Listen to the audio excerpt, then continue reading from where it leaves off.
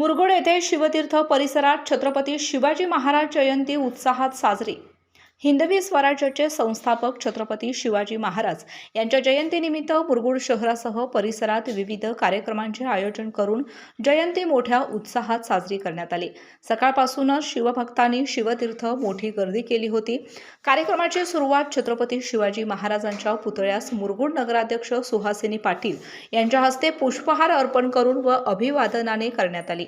यावेळी मुख्याधिकारी अतिश बाळुंज यांच्यासह सर्व नगरसेवकांच्या प्रमुख उपस्थितीमध्ये कार्यक्रम पार पडला।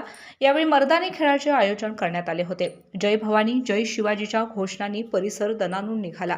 शिवतीर्थ परिसर आकर्षक रोषणाई व सजावटीने नटवण्यात आला होता।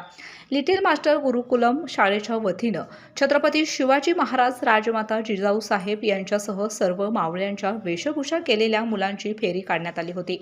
शिवभक्त धोंडीराम परीट यांनी माजी शिक्षकांचा सत्कार आयोजित केला होता।